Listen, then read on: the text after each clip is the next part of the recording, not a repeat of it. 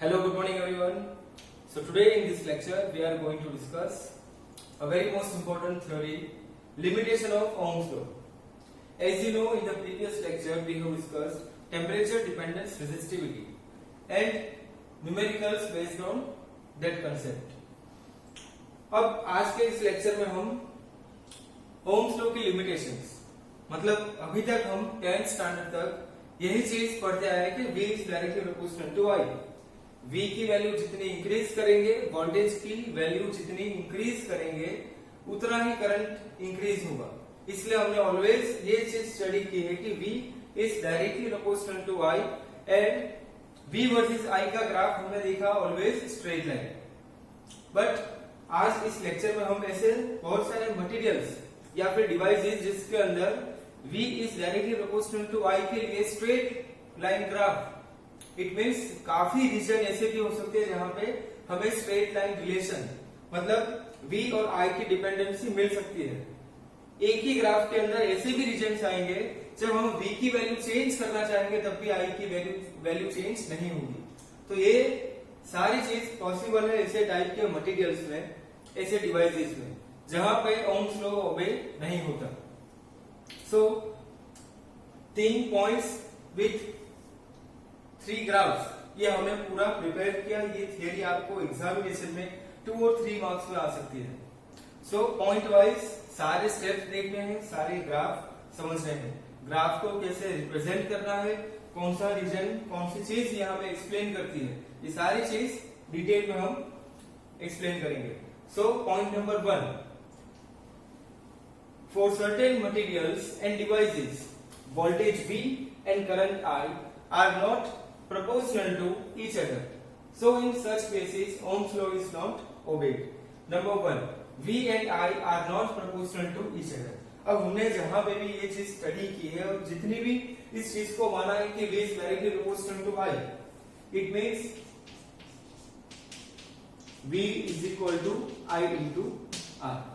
अब हमने V and I के डिफरेंट वैल्यू के लिए R की वैल्यू फाइंड आउट की, या फिर हमें रेजिस्टेंस चेंज किया, करंट की वैल्यू या फिर वोल्टेज चेंज किया, उसका अकॉर्डिंग हमने करंट की वैल्यू मेजर की.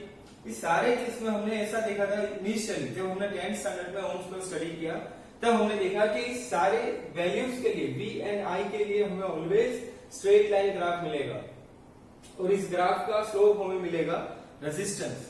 So V by I is equal to R. But हमने यहाँ पे डॉटेड लाइन जो दिखाई है, जहां पे इस डॉटेड लाइन का मतलब क्या होगा, जहां पे ओम्स लॉ ओबे हो रहा है. बट यहाँ पे जब कंटिन्यूअस लाइन है, कंटिन्यूअस कर्व है, एक रीजन तक, एक इंस्टेंट तक ओम्स लॉ ओबे होगा, इसके बाद ओम्स लॉ ओबे नहीं हो सकता. तो ऐसे भी डिवाइसेस है हमारे पास जहां पे हमें ऑलवेज V एंड I के लिए ये वाला रिलेशन मिलेगा, स्ट्रेट लाइन लीनियर रिलेशन मिलेगा. सो फर्स्ट ग्राफ के लिए in graph dotted line shows that Ohm's law is not obeyed, is obeyed, whereas continuous curve graph shows that Ohm's law is not obeyed. Example, diode, transistor. ये सारी चीज हम detail में diode, transistor, ये PN junction diode, zener diode, ये सारी चीज हम चैप्टर नंबर 14 में स्टडी करने वाले हैं. सो ये ग्राफ आपको याद रखना है, जहां पे भी लीनियर रिलेशन होगा इट मींस कि जहां वहां पे ओम्स लॉ ओबे होगा. बट अगर हमने एक ही ग्राफ में ऐसे भी रीजन मिल सकते हैं जहां पे हमें ये स्ट्रेट लाइन मिलेगा, मतलब लीनियर ग्राफ मिलेगा, एक इंस्टेंट तक V एंड I का डायरेक्ट रिलेशन मिलेगा, बट एक इंस्टेंट के बाद ये रिलेशन, ये ओम्स लॉ ओबे नहीं होगा. नाउ पॉइंट नंबर 2, अब ये इंपॉर्टेंट पॉइंट है, relation between I and V depends on polarity of V. अब पोलैरिटी ऑफ V का क्या मतलब होगा, हम V की पोलैरिटी चेंज कर सकते हैं, पोटेंशियल की वैल्यू चेंज कर सकते हैं, हमें सिर्फ उसकी डायरेक्शन चेंज करनी है. जिस मोमेंट पे हमने, फॉर एग्जांपल, ये हमने एक सर्किट ले लिया, एक डायोड ले लिया जिसका ये पार्ट होगा पॉजिटिव, ये पार्ट हमने मान लिया नेगेटिव. किसी भी सर्किट में 2 एंड होंगे, इसको मान लिया फर्स्ट एंड, इसको मान लिया सेकंड एंड. अब हमने यहाँ पे बाहर से जो सप्लाई प्रोवाइड किया, पोटेंशियल प्रोवाइड किया, इसका बैटरी का पॉजिटिव टर्मिनल यहाँ पे कनेक्ट किया, नेगेटिव यहाँ पे. सेकेंड टाइम हमने इसको रिवर्स कर दिया, इट मीन्स कि हमने पोलैरिटी चेंज कर ली। पोलैरिटी की मतलब ऐसा नहीं होगा कि हमने 10 वोल्ट पोटेंशियल दिया तो सेकेंड टाइम हमने -10 वोल्ट पोटेंशियल दिया, सिर्फ हमने उसकी पोलैरिटी चेंज की है, प्लस का माइनस, माइनस का plus. So relation between I and V depends on polarity of V। V की पोलैरिटी पे ये डिपेंड करेगा। If I is the current for a certain value of V, then reversing the direction of V, keeping its magnitude fixed, does not produce a same current in opposite direction। अब इस statement का meaning क्या होगा? For example हमने 10 volt बाहर से supply करना start किया, उस मोमेंट पे फॉर एग्जाम्पल हमें 0.3 एम्पियर करंट मिला। अब हमने क्या किया, इसी बैटरी को सिर्फ इसकी पोलैरिटी चेंज की, इट मीन्स 10 वोल्ट हमने इस वाली डायरेक्शन में दी, अब 10 वोल्ट हम इस वाली डायरेक्शन में अप्लाई करेंगे, इट मीन्स हमने -10 वोल्ट दिया, डायरेक्शन उसकी चेंज करी, पोलैरिटी उसकी चेंज करी। सो जैसे हमने पोटेंशियल की वैल्यू नेगेटिव की, मतलब उसकी डायरेक्शन रिवर्स कर दी, उस मोमेंट पे हमें exact 0.3 ampere current opposite direction में मिलेगा, ये जरूरी नहीं होगा। इसका मतलब हमने ये सोच लिया कि 10 वोल्ट पे 0.3 एम्पियर मिला तो -10 वोल्ट पे -0.3 एम्पियर मिलेगा। सो ये पॉसिबल हो भी सकता है, नहीं भी हो सकता। सो ये एक चीज आपको याद रखनी है कि अगर हमने सेम पोटेंशियल एक डायरेक्शन में अप्लाई किया, एक करंट की वैल्यू मिली, सेम पोटेंशियल उसके अपोजिट डायरेक्शन में अप्लाई किया, सेम करंट की वैल्यू मिलेगी, ये पॉसिबल नहीं हो सकता। सो इसका मतलब ये हो गया, एक ही पोटेंशियल के मैग्नीट्यूड पे हमें दोनों डिफरेंट करंट की वैल्यू मिल सकती है। So does not produce a same current in opposite direction, और उसका एग्जांपल होगा जीना डायोड। जीना डायोड के लिए हमने ये ग्राफ भी बनाया है पार्ट बी का, जहां पे हमने देखा इनिशियली करंट की वैल्यू, हमने वोल्टेज इंक्रीज किया, फिर भी हमें करंट की वैल्यू 0 मिली। इसके बाद हमने क्या देखा, करंट की वैल्यू इंस्टेंटेनियसली इंक्रीज हो गई। इसके बाद हमने सेम पोटेंशियल रिवर्स डायरेक्शन में अप्लाई किया, तो ये वाला सेम कर्व यहाँ पे फॉलो नहीं होगा।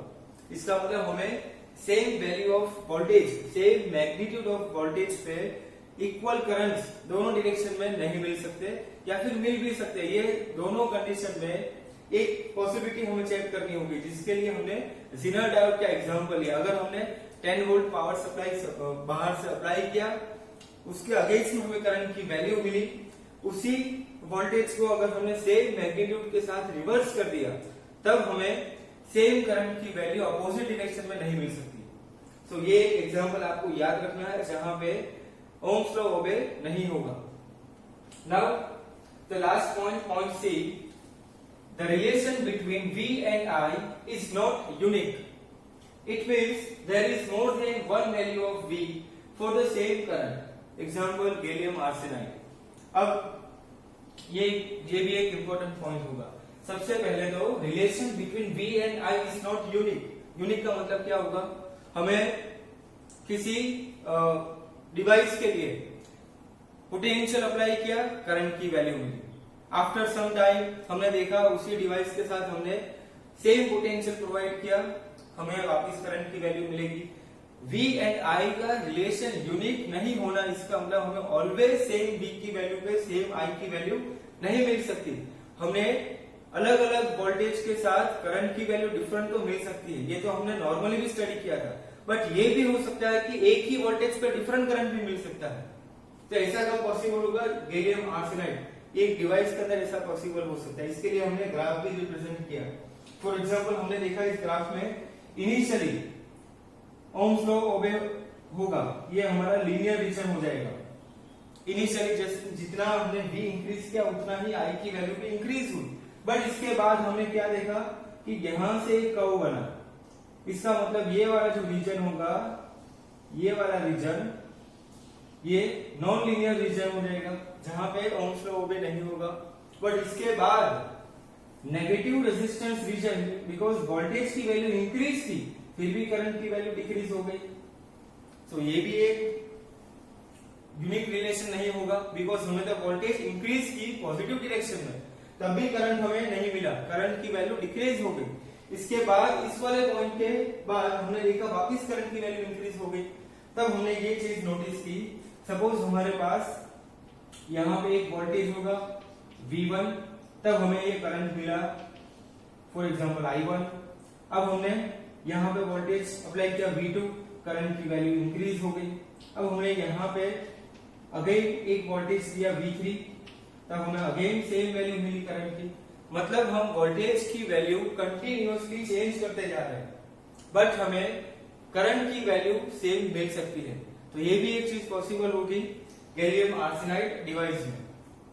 सो ओम्स लॉ की लिमिटेशन स्पेशली हम सेमीकंडक्टर में स्टडी करेंगे, बिकॉज सेमीकंडक्टर डिवाइसेस ऐसे होंगे जिसको ऑपरेट करने के लिए हमें मिनिमम अमाउंट ऑफ वोल्टेज की रिक्वायरमेंट होगी, उसी के बाद उसके अंदर करंट कंडक्ट हो सकता है। फॉर एग्जांपल हमारे पास सिलिकॉन होगा सेमीकंडक्टर डिवाइस में, इसके बाद हम दूसरा भी एक मटेरियल स्टडी करेंगे जर्मेनियम, जिसके लिए डिफरेंट ऑपरेटिंग वोल्टेज होंगे।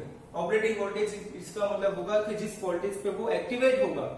फॉर सबसे सिंपल एग्जांपल हमारे पास एलईडी है, अब उस एलईडी को हमें बाहर से पोटेंशियल देना है। फर्स्ट टाइम हमने उस एलईडी को 1 वोल्ट दिया, 1 वोल्ट पे हमने देखा कि एक भी एलईडी ग्लो नहीं होगी। आप कोई भी एलईडी का एग्जांपल, इसको आप प्रैक्टिकली भी ये प्रूव कर सकते हो। कोई भी एक एलईडी ले लो, उसके साथ हमारा पेंसिल सेल 1.5 वोल्ट का जो नॉर्मल जो सेल आएगा हमारा, उस सेल को उसके साथ कनेक्ट कीजिए। तब हमने क्या देखा कि इनिशियली लाइट ग्लो नहीं होगी। इट मीन्स हमने वोल्टेज की वैल्यू इंक्रीज की, फिर भी हमें वहां से कोई आउटपुट नहीं मिला। जैसे हमने उस वोल्टेज की वैल्यू इंक्रीज की, 1.5 वाले 2 सेल हमने एक साथ कनेक्ट किए, तब हमने देखा कि एलईडी ग्लो होना स्टार्ट हो गई। इट मीन्स के हमने वोल्टेज की वैल्यू इंक्रीज करी, बट उसके साथ हमें ऑलवेज करंट की वैल्यू नहीं मिलेगी। एक मोमेंट के बाद वो डिवाइस ऑपरेट होना स्टार्ट होगा, उसका स्टार्टिंग पॉइंट एक वोल्टेज के ऊपर डिपेंड होगा। सो ये सारी चीज सेमीकंडक्टर के लिए होगी।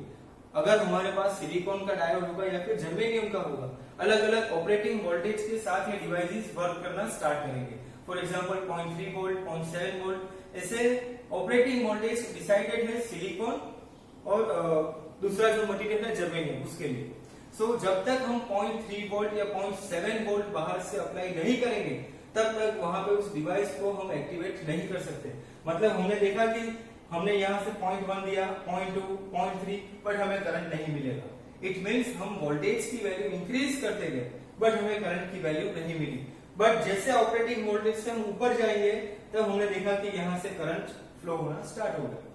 तो ये चीज सेमीकंडक्टर डिवाइसेस में पॉसिबल है, इसीलिए हमने यहाँ पे लिखा है for certain materials and devices. So ये डिवाइस कौन से होंगे? डायोड हो सकता है, जेनर डायोड हो सकता है, गैलियम आर्सेनाइड जो एलईडी बनाने में यूज होता है। सो ये सारे डिवाइसेस के लिए ओम्स लॉ ओबे नहीं होता। एक मोमेंट तक, एक इंस्टेंट तक ये ओम्स लॉ ओबे होगा जहां पे V एंड I का हमें डायरेक्ट रिलेशन मिलेगा, बट बाकी के रीजन के अंदर हमें एक डिफरेंट रिलेशन भी मिल सकता है। सो ये क्वेश्चन 3 मार्क्स में आपको एग्जामिनेशन के लिए इंपॉर्टेंट है। इतने पॉइंट आपके एग्जाम के लिए इनफ है। अगर आपने इतने पॉइंट भी लिखे एग्जाम के अंदर, तो आपके फुल मार्क्स आ सकते हैं। तो सबसे पहले इसका स्क्रीनशॉट ले लीजिए, इसके बाद हम कॉम्बिनेशन ऑफ रेजिस्टर्स स्टार्ट करेंगे।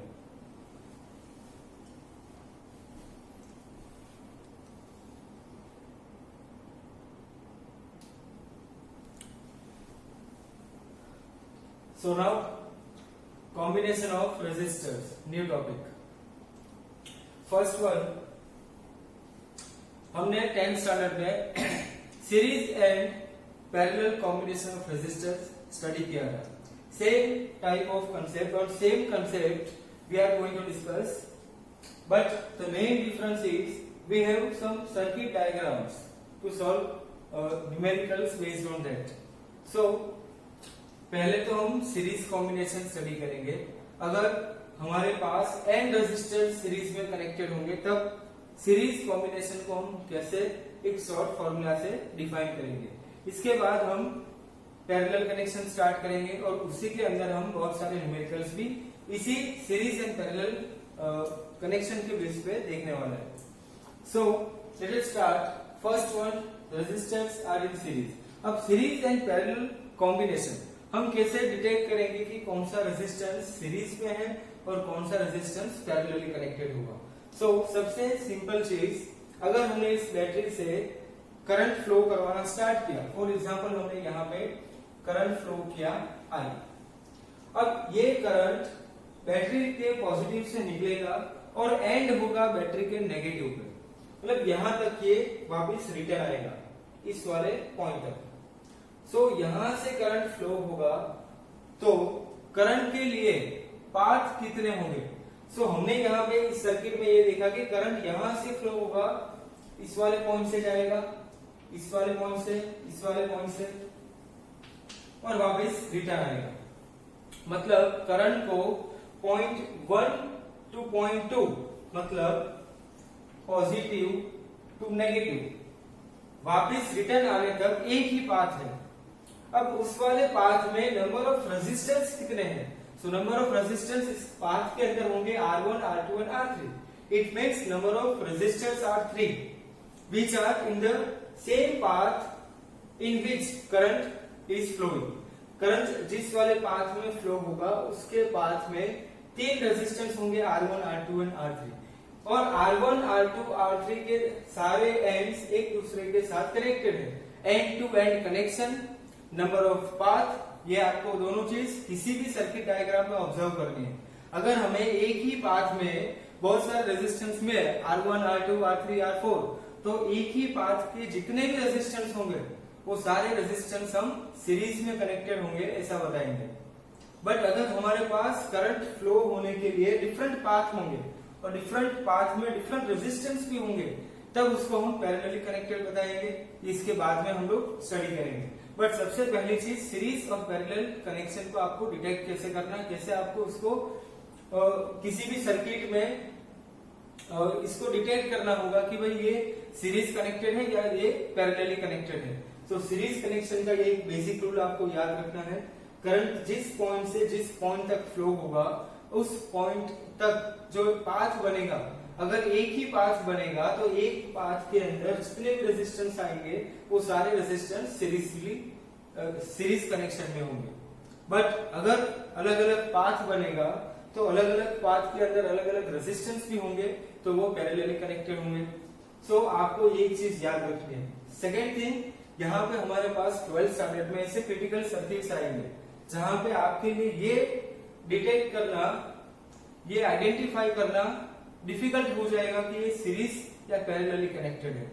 तब उसके लिए हमने दूसरा नेटवर्क, दूसरी एक थ्योरी भी स्टडी करनी है, जिस थ्योरी से हम कोई भी क्रिटिकल, कोई भी डिफिकल्ट सर्किट को इजीली सॉल्व कर सकते हैं। तो ये सारी मेथड्स हम लोग इसके बाद देखते जाएंगे थ्योरी लेक्चर्स में।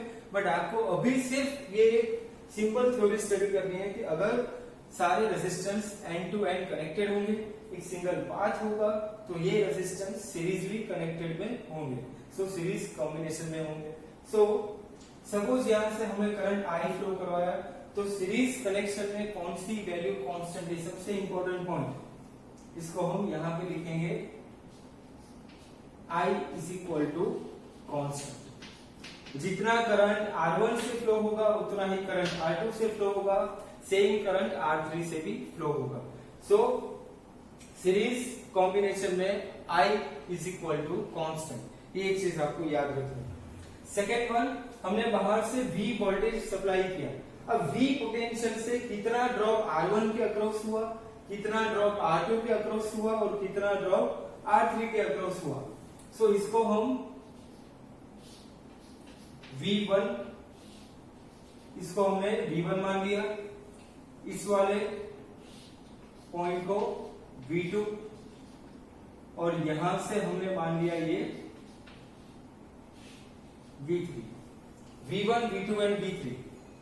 So V1 is the potential difference across R1, V2 is the potential difference across R2 and V3 is the potential difference across R3.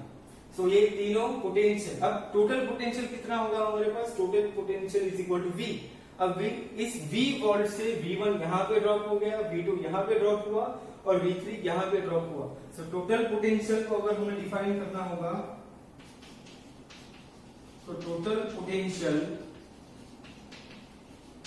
V is equal to V1 plus V2 plus V3, ये total potential की equation. Now current की value throughout the circuit constant रहेगी। So V1 को define करेंगे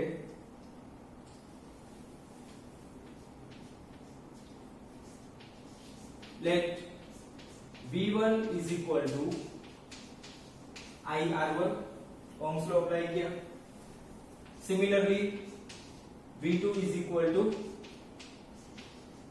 IR2 and V3 is equal to IR3। तीनों potential की value यहां पे हम पुट करेंगे।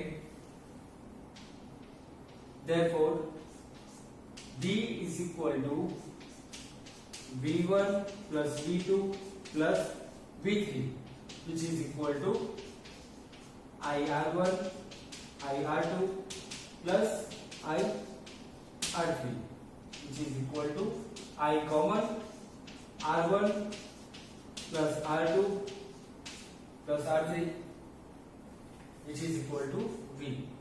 Therefore V by I which is equal to R1 plus R2 plus R3 और V by I it means resistance R।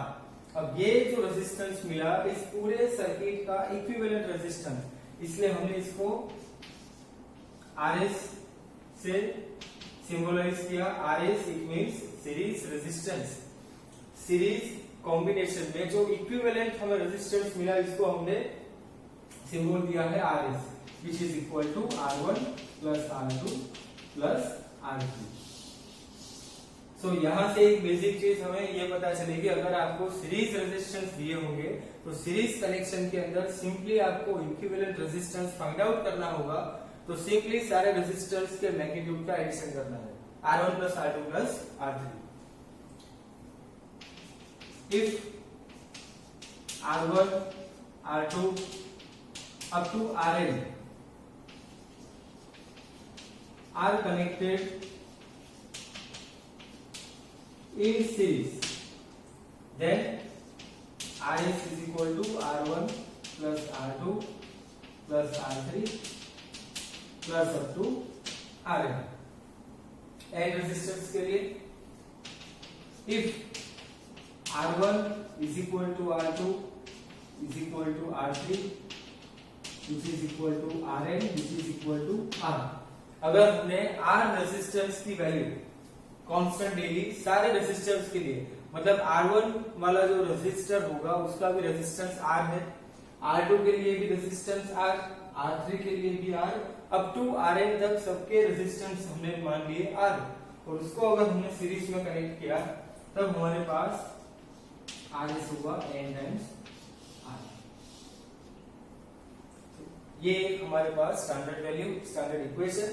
सो इस equation से ये चीज पता चलेगी, अगर हमें रेजिस्टेंस की वैल्यू जो हमारे पास अवेलेबल है उस रेजिस्टेंस से हायर वैल्यू की रिक्वायरमेंट होगी।